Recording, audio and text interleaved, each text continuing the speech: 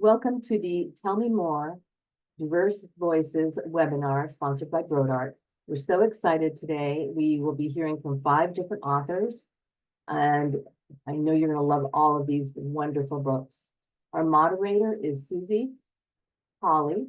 She is collection development librarian at Brodart Company, and along with over 20 years in collection development with Brodart, specializes in children's and young adult materials. Susie has been a school media specialist, a professor of children's literature, a Newbery Committee member, and co-author of a children's literature textbook. Over to you, Susie. Hi, everyone, and thank you so much for joining us today. We have some special authors and their books to share with you. Let's begin with our Canadian author, Jessica Outram, in her book, Bernice and the Georgian Bay Gold. The book is about Indigenous Métis characters, a group we rarely hear of. Jessica visited her grandfather on Georgian Bay at 2 weeks old and has spent as much time as possible there ever since. She lives in Peterborough, Ontario, and is a citizen of the Métis Nation of Ontario, and has been a full-time educator for 25 years. Bless you, Jessica. She is the system principal of program in Indigenous education, supporting all schools in the Kawartha Pine Ridge District School Board. Jessica's great aunt, Bernice Lamondon, inspired this story. Jessica, please tell us about Bernice and her burning desire to find gold. Bonjour, je m'appelle Jessica, tu métis, puis je viens de Georgian Bay. So I've just introduced myself in Michif, which is the language of the Métis people. It sounds a lot like French, and it's a language that my family spoke for generations, and my mom didn't speak any English until grade 1. And the lighthouse that you see on the cover of the book here is where my grandfather grew up, and it's about a mile from where my parents live today. And so when I was growing up, I always knew that I was Indigenous, but it was forbidden for me to talk about it until into my 20s. It wasn't a safe feeling in my family, and it was something we knew, but if I spoke about it, I'd get sent to my room. So my workaround was I would ask questions about the lighthouse. So tell me about the lighthouse. And I would follow my great Aunt Bernice around the house as a young person, and even into my teens and 20s, and ask her questions and interview her. You know, the big burning questions like, what did you eat for breakfast? And how did you brush your teeth? Those were the things that were on my mind. And so a lot of those little details ended up in the book. And so for years, I've been thinking about how do I take this really rich story, this Métis Ontario story with my family living on the water like this for so long on this island. And prior to that, prior to being a lighthouse keepers and living on this island, my family were voyageurs and worked in the fur trade. So that was kind of the path that they took, was working from the fur trade to living at the lighthouse and navigating the waters before there were markers, helping to guide ships, saving people who were having trouble with all the shoals and the water underneath. And so as I grew older, I realized this is a unique history. So the book begins with young Bernice. It's 1914. It's on Georgian Bay. And she's at the lighthouse, of course, with her family. And she goes to sleep, and she wakes up the next day, and there's a stranger sleeping on a cot in her living room. Now, the stranger turns out to be Tom Thompson, and you may have heard of him. He is a painter from the Group of Seven who's got a mysterious story of his own for you to investigate. And so he leaves behind a sketch, but she thinks it's a map to gold. And so she sets out to try to interpret this sketch, this map, and to find the gold on Georgian Bay. And all along the way, she's also, you know, recognizing that the real gold is her family and is the land, and it's all around her, just as it is. So that's a little bit about the book. The Tom Thompson, just to share a little bit about why Tom Thompson and why this time period. So my Aunt Bernice was actually not born until 1921. So this is the beauty of fiction. You can change things. So I shifted things to when 1914, because in the summer of 1914, Tom Thomson really did visit Georgian Bay. And on the back of one of his sketches for his paintings, it says Giroux Island Lighthouse, which is the name of this lighthouse. So before my Aunt Bernice passed, I asked her if artists ever came to stay at the lighthouse, and she said that they did. And I didn't want to leave her or her siblings out of the story. I wanted to include them all, and I used all their real names and interviewed all of their children for the book as well. But I thought that's just too delicious in terms of a story nugget to have Tom Thomson visiting the lighthouse. So my grandpa would have been there at the time because he was older, but my Aunt Bernice wouldn't have been in real life. But again, that's the beauty of fiction.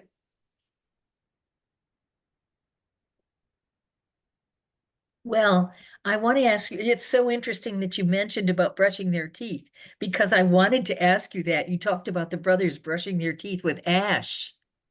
Is that correct? That is absolutely correct. So I asked her, how did you brush your teeth when you lived at the lighthouse? And they would take wood ash and they would wait for it to cool, and then they would use that to brush their teeth, because they lived on a very rocky island. There wasn't a lot of place to even to grow things. They would have a boat would drop off supplies at the beginning of the summer, and then that was it.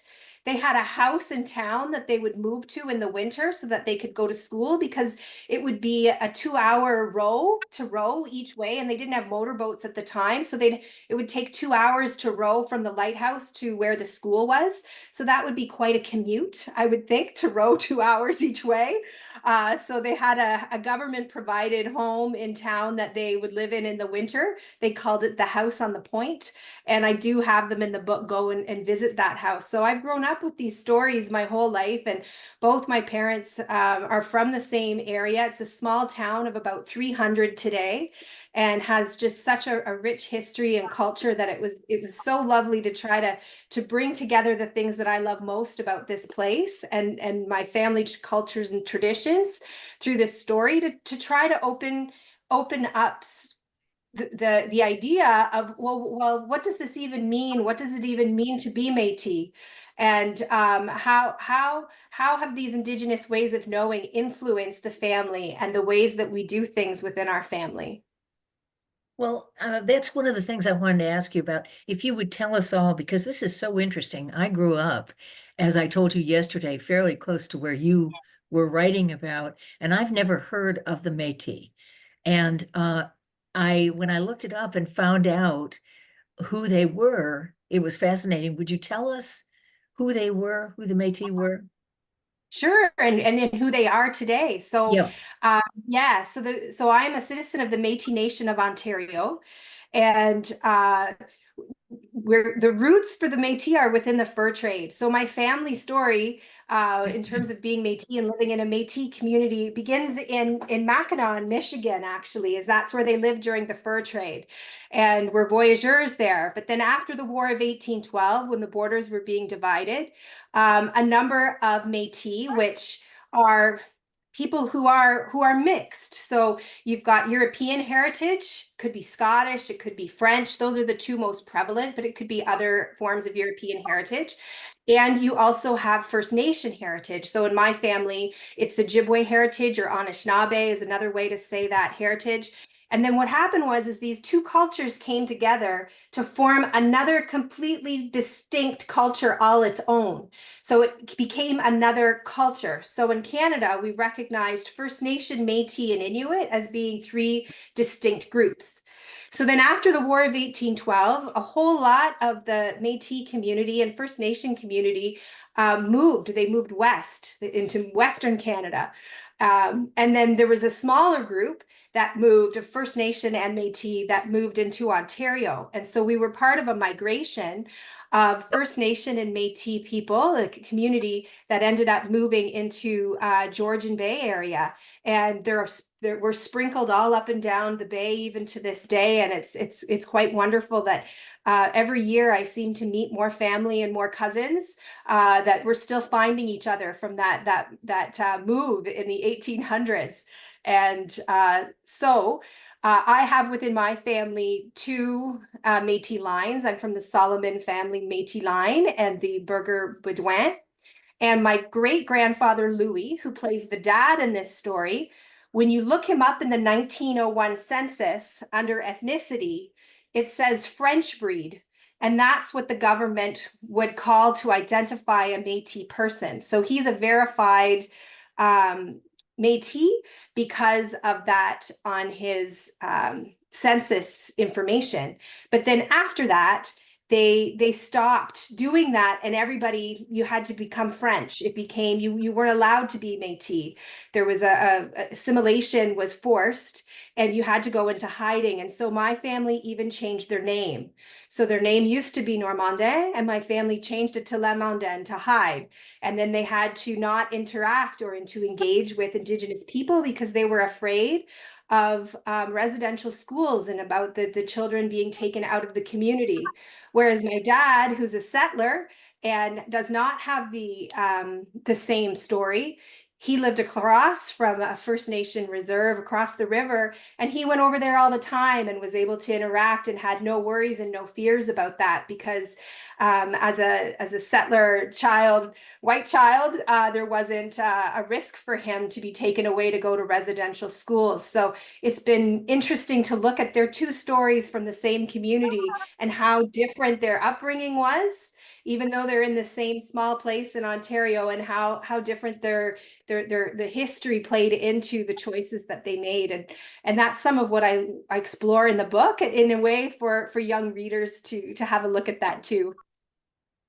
That was so interesting. I'm really glad you went into that. And that's why you were not permitted to say that you were Indigenous until 20 years ago. Is that right? Because you were Métis? Yes, well, it was because they were afraid.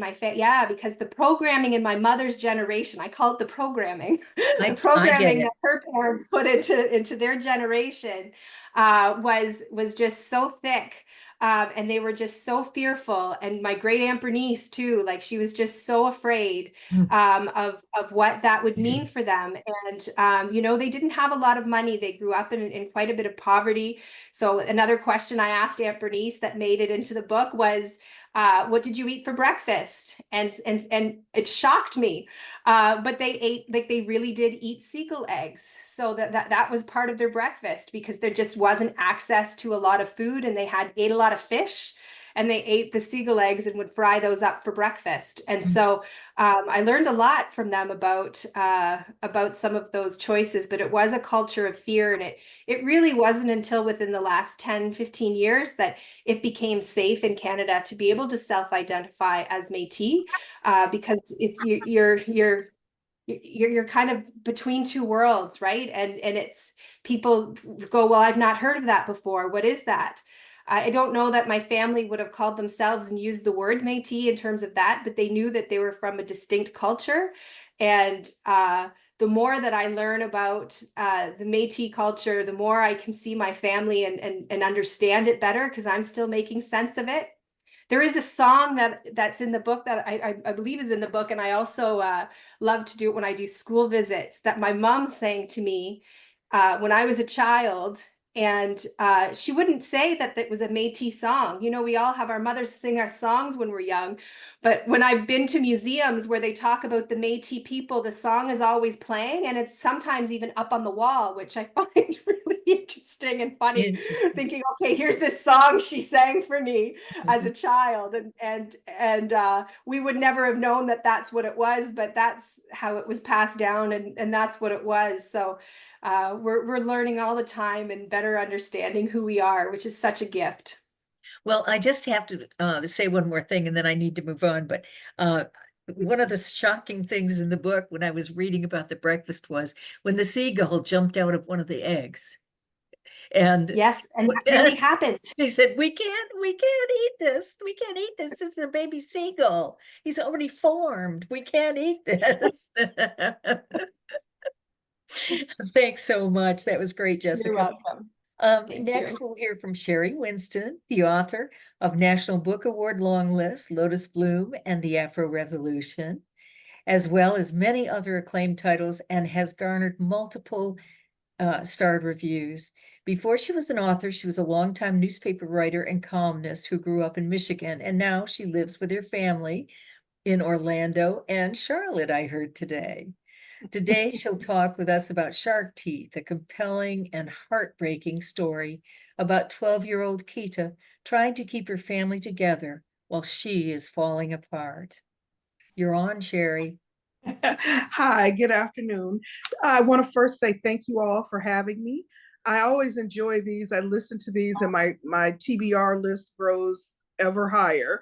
So thank you for inviting me. Um, in Shark Teeth, a 12-year-old Sharkita is struggling to be normal. While the kids she goes to school with are obsessing over boys and popularity and new tech and friendships and so on, my girl Sharkita is just hoping that this year her mom will keep her promises and be a real mom. Sharkita needs that for a lot of reasons. She's tired of knowing she's smart, but struggling to keep up in school, like what happened last year, because so much of the time was spent cleaning the house, cooking meals, doing laundry, sitting up all night with one or both of her siblings, while single mom Brittany is out on the town. Thank God for best friend Nisi. She knows how to be a real kid and knows the real 411 on her girl's life. Kita and her siblings have returned from yet another stint in foster care. As usual, Mama promises that this time will be different. Nisi convinces her to make Britt stick to her word by finding something to do after school, like joining the Majorette Club, for example. Kita wants desperately to join her friends and sign up for the squad, if for no other reason than because her mom, Brittany, was a twirl girl when she was in school. This story is what I call a slow burn. It juxtaposes Kita's desire to be like other kids against her fears that mama won't act right. Subplotting is the tale of mental health, which is something that's very near and dear to my heart. Kita is on the verge of a breakdown that she can't see coming. Stress has been wreaking havoc on her, threatening to drag her under. Kita is a girl you want to root for.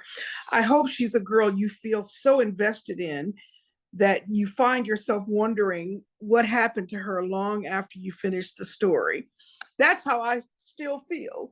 I love all my characters, like any proud mama, I love all my characters the same. But Kita has stuck with me, has stuck in my mind, and I find myself thinking about her, and I hope she's doing okay. I do too. And maybe, unfortunately, you don't know if she's doing okay, but I wish you did. But as I was reading it, and of course we've read, to be perfectly honest, we've read many stories about families like this. But wow, when I realized that her mother was 15 when she was born, Yeah. and Kita is now 12, and that makes mom 27. Yes. I So, mean, and I made sure to include that because as much as I want people to think a certain way about Brittany, I also want them to recognize that she really was a baby having a baby. And the fact that she had her not a year after her father died and things went left with her own mom further gives you an explanation or an understanding as to how we got here. How you look at a kid like Kita, and, her mother is smart, she was on track to graduate with honors. I mean, she had a lot going for her. She still does, but she's a 27-year-old woman with 3 kids, who are, and one who is neurodivergent, and she just is trying to escape. That's the story of mom. But where does that leave the 12-year-old? Yeah. So that's sort of like the heartbeat of this story. Yeah, and another thing that was really I can't quite think of the word I want to use for this, but with the mother, they discovered that the little boy had fetal syndrome, and the mother, no, sir, she was determined that he did not have that. Yeah, And she would never accept that. She just wanted to give some other name to it. right. But now I just want to tell you something. I'm always worried about sharks. So here I'm reading this book, Shark Teeth, and it's all about sharks.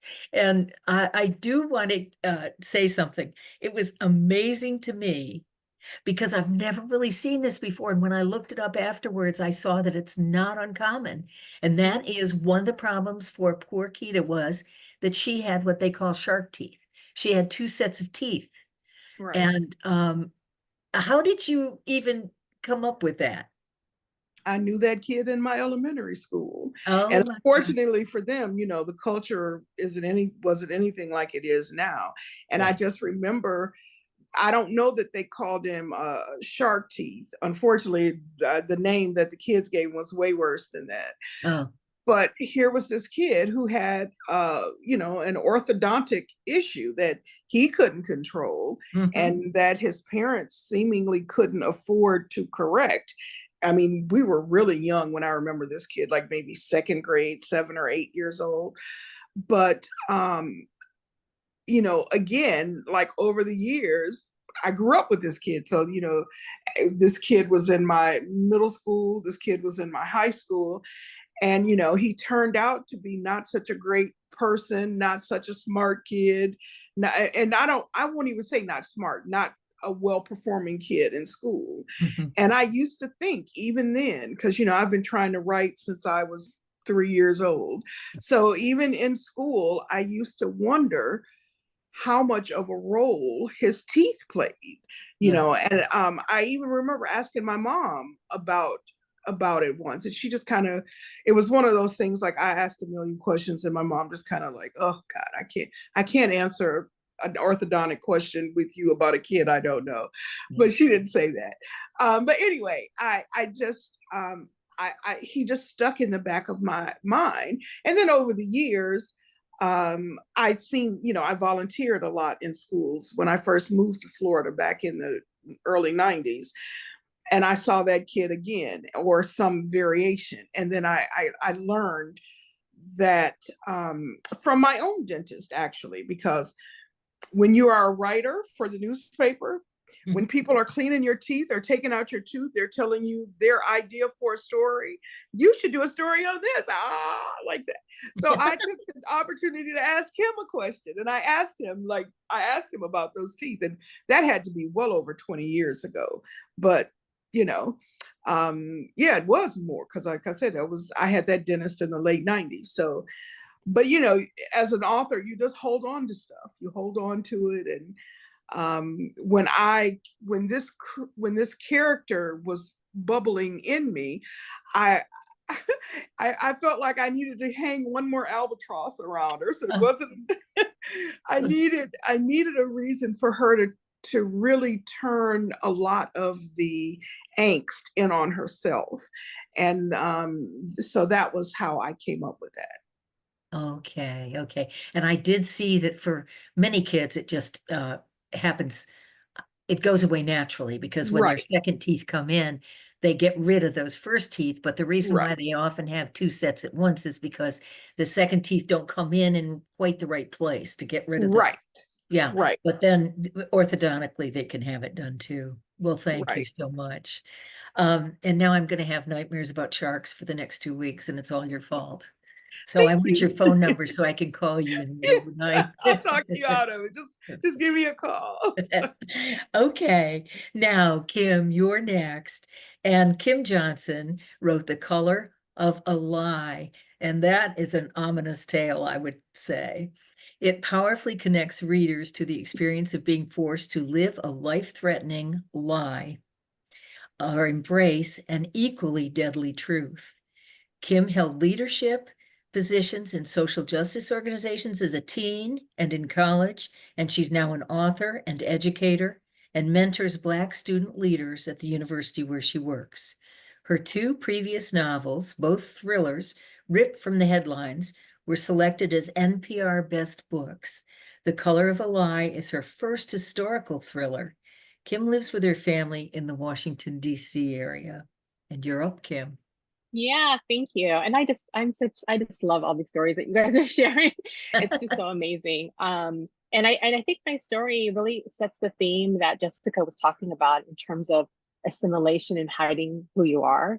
Yep. My novel is set in 1955 about a Black family that flees Chicago after a tragedy, and resettles in an all-white suburban town in Levittown, Pennsylvania, really trying to search for a better life. The only problem is they have to pass as white because the development company has strict Black exclusion laws.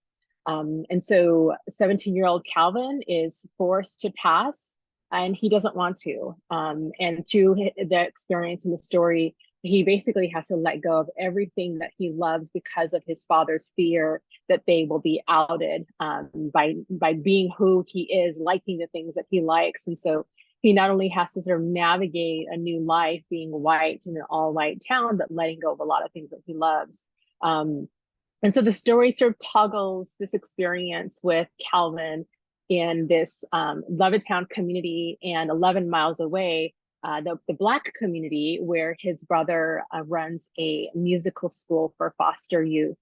And throughout this experience, he gains a love interest and is really sort of forced to pay attention to some dark secrets that are actually happening in the town, and might challenge Calvin making the decision whether he should pass or not.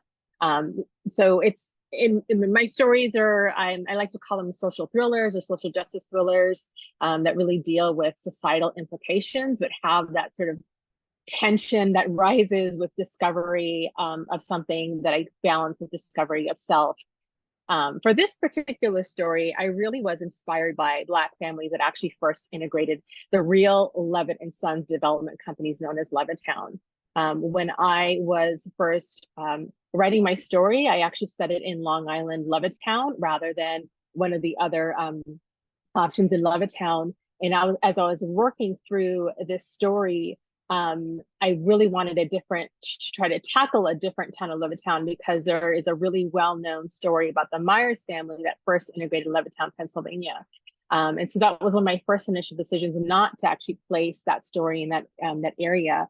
But as things happen, as you're writing, for me, I'm an inspired writer that really looks at what's happening in the world and sort of adapts to it. I found out that my first novel, This Is My America, was being challenged, and it was the first time I'd heard about my book being challenged and being challenged and banned in Bucks County, Pennsylvania. And there was a huge school district that was fighting it, and a community that was fighting it, and students who actually were really trying to keep books like mine in their school.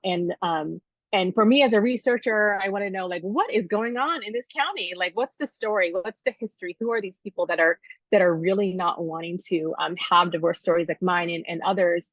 And when I looked into the town, what I recognized is that Levittown, Pennsylvania was in Bucks County. And once I discovered that nugget of this real life experience that happened in the early 1950s with exclusion and how challenging it was to really integrate, I thought, no, I really want to shine a light on the darkness that keeps occurring. So that's a little bit about my story and inspiration, and ready for any questions you have for me. Well, I just want to say, first of all, that I was so impressed with the complete and deep characterization of the family, of Calvin's family, because I was fascinated that you brought in the fact that the father had been in the service in World War II. And he felt that, he fought for the right to live the same kind of life as the white families did. And, we're a military family, actually. And I often remember that my husband used to say that he felt that what is the word I want to say? That, in the military, blacks and whites were treated the most equitably as in any part of the society. But in this case, I was really kind of concerned about all that. Anyway, and then to see the mom just folding under, but being so unhappy. And you grew to really dislike the father. I did. I grew to dislike the father very much as he was keeping Calvin in this unenviable position of living a life that he could not bear. But at the end of the book, I want to say it was so good because you brought it all around for us to see the father is human and loving. And Robert had been actually kept from their lives since before they had moved because he was going to this Black community. But then when the father realized everything that was happening, he embraced his son Robert and showed his compassion, empathy, and love. And that I felt that was really great the way you did all that. Thank you. I mean, it was really important to me when there's been stories about passing, and there's been incredible works about passing. A lot of times you don't really get a sense about what might be some of the reasons that really have people make these difficult decisions that actually they turn away from their family and not necessarily get in the picture of the actual ache, the loss that's there. Yeah. And what would push it there. And so when I was, crafting this family, I really wanted to have there be a desperateness with his father. He like many Black soldiers that went to World War II, fighting fascism, going away, only to come back to the U.S. and see these sort of major issues, a lack of benefits. During that time period, you had the New Deal, where folks were able to get loans, loans to be able to purchase homes. That there was all this huge infusion within sort of the American government to sort of build it up, which came with the rise of these the sort of American suburban dreams. And you have these Black families that didn't actually experience it. And so I really tried to juxtapose that pressure of what would it take? What would be that desperateness to kind of make a decision like this, and then what do you lose from it, and sort of how do you navigate it? Well, one thing too, I wanted to mention, one of the reasons why they were so desperate to move was because in the community they were in before, the Ku Klux Klan came and burned their house, and their daughter was killed in the fire. And so, yeah, that's one of the reasons why the father was desperate. One of the juxtapositions of this story was, the family's first attempt to integrate an all-white neighborhood failed. They came in as their Black family. They were first initially accepted until it was really recognized by the community that they actually weren't in fact white, even though they were supposed to be able to integrate, and how difficult that was. And so sort of like pushing that next envelope of his father being so desperate to hold on to this sort of like quote unquote American dream, that he's like was willing to try it again, but a little differently by trying to pass. Yeah. Great. Thank you so much. And Haley, you're the next one. Haley Dennings is the author of our fourth book today, This Ravenous Fate. And this is a little different. This is a fantasy, an historical fantasy. Haley lived her entire life in the Bay Area, but despite that, the book's set in the glittering, debauched Harlem clubs of the wealthy jazz age of the 20s. Haley's our youngest author today. She recently graduated from Loyola Marymount University, where she double majored in French and English. She discusses books and writing on her Pages of Haley YouTube channel. Haley loves stories centered on queer female characters, which encouraged her to write her own books and pursue publishing. And now we have This Ravenous Fate from Haley. I'm so happy to be here, and I love hearing about everyone else's books. Just always like super exciting to be around other authors. And yeah, to talk about my book, I always just pitch it as my sapphic vampire book, because I think like that's what it is like from the outside, but like on the inside it really is like about really an exploration of 1920s Harlem and the big cultural expansion of Black arts, Black history, and Black literature. And really, I wanted to explore various relationships in Black communities. So at the forefront of the story, there's this relationship between these two childhood friends turned enemies. One is a vampire, one is a vampire hunter, and they're both forced to work together to kind of solve this mysterious murders that's happening around the city and this potential vampire cure that's been popping up around the city. And it was just really fun to get to write them exploring different parts of Harlem and getting to research like very real places and events that took place that, even though these things have occurred like 100 years ago, are still having effects on us today. And I think that's what I really love about writing historical the most, is like getting to really get in touch with not just like my history and my culture, but I think of like the entire Black community and seeing how, I guess, kind of the past really echoes throughout the present and continues into the future.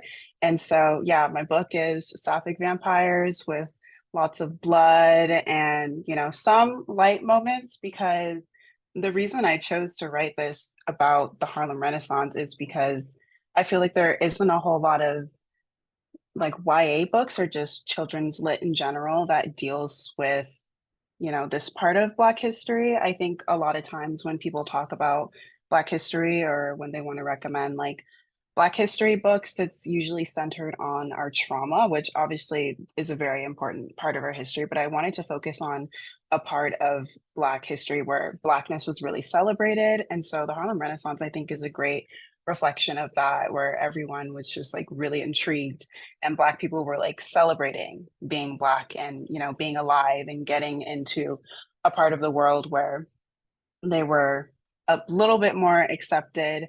And so, yeah, that's really where the Harlem Renaissance inspiration came from.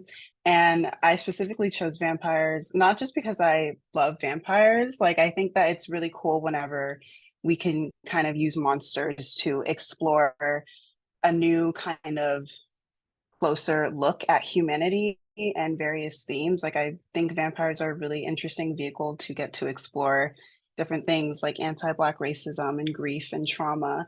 And so we see that a lot, especially with this kind of traumatic friendship breakup that my main characters, Layla and Alif, go through. Obviously, one of them is human, and the other one is a vampire grappling with her very kind of traumatic shift into her new immortal body. And there's this idea that the vampirism, it's existed since the first, Black person was brought to the United States and came from these horrible experimentations on Black people. So there's this idea that the trauma is kind of passed down through each like new form of vampirism to each new vampire. And so that was something that was really interesting to get to explore.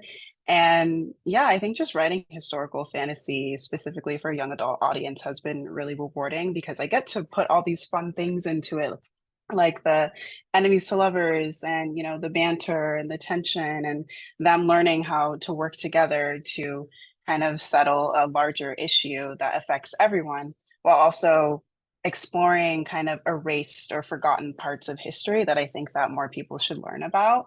And yeah, it's what my book is about.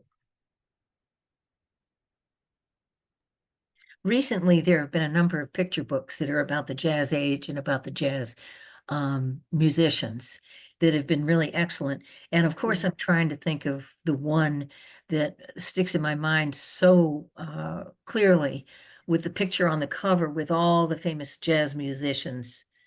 And it actually won a number of awards. This is about 2 years ago. And if I think about it, I'm going to look it up and I'm going to send it to you just so that you'll be able to take a look at it. But there have been a lot of single biographical books about, and picture books about jazz musicians in the last 3 or 4 years. It's been really interesting. But I was fascinated that you did choose jazz and and Harlem and that age, because I was thinking, okay, now this young woman does not live in New York. And she had to do a lot of research to find out what was going on then. So that was funny. And you know, one of the things that I'd like to make clear is that the two girls were both human at the beginning. Yes. And Elise just did something that she thought was the right thing because the two families were very close. And she understood that Layla's family wanted to start doing something to help segregation. And she told her father. And her father was a businessman, but he was also, corrupt. Yeah. And so her father uh, uh, turned the vampires on Layla's family. And at that point, Layla was turned into a vampire herself. So, and it was ugly. The whole Yeah. thing was ugly, but they did, repair it. And so it was happy at the end. So you've answered the questions I had was how in the world did you think of these two things, vampires and the Jazz Age? Yeah, I mean, that's like I said, I just have always been fascinated by the Harlem Renaissance. And I think also there's so much to unpack in Black communities, like from obviously a lot of like trauma that their ancestors have experienced, but then also like a lot of big conflicting emotions in families now. Like you mentioned, Elise's dad is a businessman and someone who really wants to like advance himself and his family and society. And like his intense desire to protect his family actually ends up hurting a lot of people. And so it was really interesting to get to kind of examine those kinds of feelings, like the way that people think that they're doing the right thing, but in reality, they might go too far and it might hurt someone. And like the same thing with Layla's family and how they thought that they could bring people together, but maybe they didn't go about doing it in the right way. And also with Elise wanting to protect Layla, but then ending up hurting her. And just, I think, especially in like kids lit, there's a lot of emphasis on like big emotions and growing up and how you're dealing with so many like conflicting hormones and emotions. And so that was another thing that was really fun for me, is getting to lean into these kind of explosive emotional moments. And I think that it just paired perfectly with the Harlem Renaissance, because it's obviously a huge time period of not just art, but also like the partying and the corruption and the different corners of darkness, but also random pockets of lightness. And so just kind of having that back and forth between like the moments of love and passion, and then also being honest about the true darkness and traumatic things that happened was really important to me. And I always really hope that that comes across on the page, because I'm always like, I wanted to explore like a better part of Black history, but like it's still the 1920s. There's still a lot of like kind of crazy wild things going on that I definitely did not want to skip over. So yeah. It was good. It was excellent. And now, you. Mariana Llanos, we have you next. And you've been very patient and I love it, but the stories have been great. So now we're again with vampires. And Mariana wrote about vampires in Vampirita and the Angry Mob. It's a laugh out loud tale of a little vampire who must leave her beloved, chilly, and gloomy Lima, Peru, and move to Sunny City, California. She's very unhappy about this. And she's trying to make her family as unhappy as she is. And she's trying to do everything to get them to move back to Lima. Mariana writes books in both Spanish and English. Is it Vampirita or Vampirita? Vampirita, yes. Vampirita. And The Angry Mob is the first title that Mariana has in her first series. She's a Pura Belpré honor winning author, as well as being an Oklahoma Book Award winner and having titles on the ALSC notable book lists. She also lived in Lima, Peru, and misses the gray and cloudy skies of Lima, but she's learned to love her new home in Oklahoma. Okay, would you tell us about this little lady? Hi, yes, well, I've enjoyed all of your stories. They've been, wonderful. So now I want to read all of the books. And well, thank you for that introduction. And yeah, this is my first chapter book. I've written picture books, so this is my first chapter book series, I will say, and I love writing for this age group. This is for the younger readers, the younger end of middle grade, I would say. But it's been a joy to write. it's a funny book. It's and it's about a little bit about the immigrant experience, but in a fun way, in a fantasy way, of course, right? Because this is a vampire, and it has a lot of me as an immigrant as well. I moved to Oklahoma 22 years ago, and I wasn't a child; I was an adult already. It was young. I was young, but I was an adult, and it's been there's been a lot of memories and a lot of trying to think back how I felt when I first came. And you said a little bit about the story, but this is about a young girl, Vampirita, her mom, who is also a vampire. You know, they moved together to Sunny City, California from Lima. And Vampirita isn't happy about it. But the reason is that her dad lives here in the United States and the parents are divorced. So they want to bring the family together. And Vampirita is totally annoyed because she is always, that's her personality. And she meets the nicest neighbors. Like they're all annoyingly nice. Everybody is super nice around her and she cannot take it. She's like, why are these people being nice to me? And then she comes up with a plan to have people come to her house with torches and, you know, pitchforks and everything. And she thinks that her mom is going to move her back to Peru because she's seen that in the movies, of course. If everybody finds out we're vampires, they're going to come and they're going to run us out of town. And my mom's going to make me move back to Peru. So of course, you know, things are going to happen. And this book has been really, really fun to write, like I said. And I'm having fun with, well, I already wrote book number 2, should come out next year. Okay. And I'm working on book number 3, but you know, I keep on exploring the different characters of the book. Well, tell a little bit about what happens at the end when she thinks that she's got the mob going to the house and they're going to make everything the way she wants it. And what happens? Well, then everybody just takes them for celebrities. So it's all on the contrary, now they are celebrities. Her mom told her from the beginning, do not tell anyone we're vampires, it's a secret. Yes. But she didn't tell her why. So Vampirita thinks it's because people are gonna get upset, gonna get mad, and they're gonna run them out of town. But when people actually find out they're vampires, because of what she did, they come to her house, but they come with cell phones and they want to take selfies and they bring them presents, and it's all the contrary. So, you know, she has to accept this, that people are accepting and not mean as she thought they would be. Well, it's really great. And it's actually, you're right. It is the one book in this group that's really written for a younger age. And I love it that the font is so big, you know, because I don't even have to wear my glasses when I read it. Right? Yes.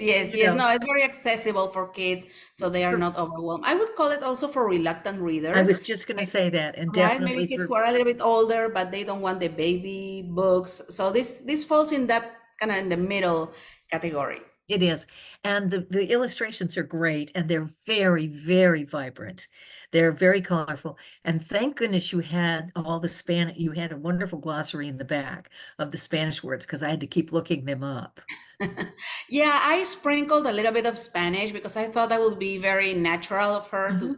It's just how I talk, you know, how I speak. Normally, I mix English and Spanish all the time. So I sprinkled a few words. I didn't think we were trying to use some context clues also. So, you know, if you are saying, hey, I'm going to eat those empanadas, you know, okay, well, you don't know exactly what is an empanada, but you know, it's something to eat, right? So, you know, so kind of give them those context clues. And there's also the Spanish version that I wrote myself as well. So, you know, because I always like writing my own books in both languages, and they're the same, but not word by word, you know, because there are some word plays that you do in Spanish better than you can do in English, or vice versa too. Yeah, great. You know something, I just got a little flash on my screen that said my internet was unstable. So if suddenly I just disappear, you know why. And since we only have a few minutes left, it might be okay. No, you didn't disappear. You're not a vampire. Don't worry. This is very strange because really I never have it. Oh, there's it. disappearing act. How did you come up with I mean, you never told us how you decided on making her a vampire. Well, it was actually just something fortuitous. I was at a conference, a SCBWI conference, and I remember I heard an editor who was talking about Latino characters in fantasy, or diverse characters in fantasy, basically, that are almost non-existent, right? So like fantasy always is being more like white characters, and she said it would be fun to see some Latino witches, vampires, also, and I was, and that's when the name came first. So that was, first I had the name Vampirita, so I was Vampirita. So I just had that name, and then one day I decided to sit on my computer and start writing something about this Vampirita girl, and it just started pouring. I had the first chapter really quickly. I wanted it to be a chapter book. I'm sorry, a picture book. But when I wrote the first page, I realized it wasn't going to be a picture book, that there was more to the story. So I kept on writing. So I wrote the first chapter, and then I left it for a few months, and then I came back to it. I looked at it, and boom, everybody was in my head, all the ideas in my head, and I just wrote it straight. So it was super fun to write. And super fun to read. No, thank you. Thank you all. This has really been wonderful. And are there any questions that you all would like to ask each other? We saw a lot of diversity, as we were supposed to, in these books, and that was terrific, and learned a lot of things too. Elenita, do you have some things that you'd like to say? I do not, but what a great selection of stories. They're also very different and a little bit of something for everybody. And I love that we had Mariana last, because the others were serious and hers is lighthearted and funny. So that was really wonderful. So thank you, everyone. We thank you, Susie, and our amazing panelists for sharing your time.